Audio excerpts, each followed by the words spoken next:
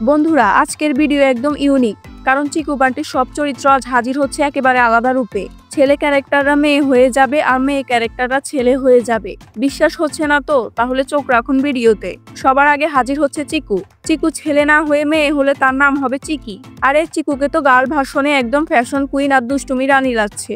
দ্বিতীয় নম্বরে হাজির হচ্ছে বান্টি। বান্টি মেয়ে হলে সে হবে বান্টি কুইন। তাকে তো মেয়ে রূপে আরো বেশি মিষ্টি লাগছে।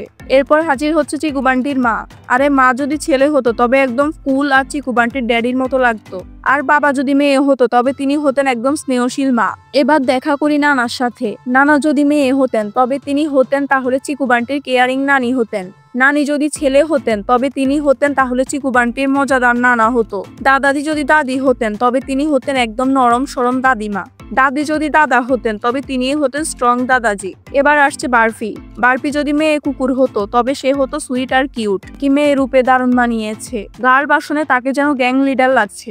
ফিফি যদি মেয়ে হতো, বাহ, তাকে তো গার্লফ্রেন্ডে আরো বেশি সুন্দর এনার্জেটিক লাগছে। সামান্দার সিংকে মেয়ে রূপে বেশ শক্তিশালী ও পাওয়ারফুল লাগছে। দিনদরা যদি মেয়ে হতো তবে সে হতো স্কুলের গার্ল প্রিন্সিপাল। টুইঙ্কেল যদি ছেলে হতো তবে সে হতো টুইঙ্কু। তাকে একদম হিরো থেকে কম কিছু মনে হচ্ছে না। মদন যদি মেয়ে হতো তাকে গার্ল ভার্সনে অ্যাটিটিউড কুইন লাগছে। মোহন যদি মেয়ে হতো তবে তার নাম হতো মোহনা। তাকেও মেয়ে ভার্সনে ভালোই লাগছে।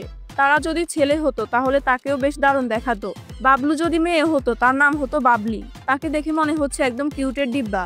পবলু যদি মেয়ে হতো তবে তার নাম হতো পবলি। পবলুকে ছেলের রূপ থেকে মেয়ের রূপে বেশি স্মার্ট আর সুন্দর লাগছে। সব শেষে আছে টুটু টাইগার। যদি সে মেয়ে হতো তাহলে ঠিক এমন দেখাতো। সবচেয়ে বেশি টাইগারকে সুন্দর লাগছে গার্ল ভার্সনে।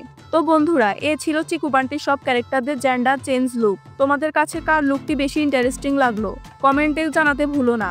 আর ভিডিওটি ভালো লাগলে চ্যানেলটি সাবস্ক্রাইব করে দিও।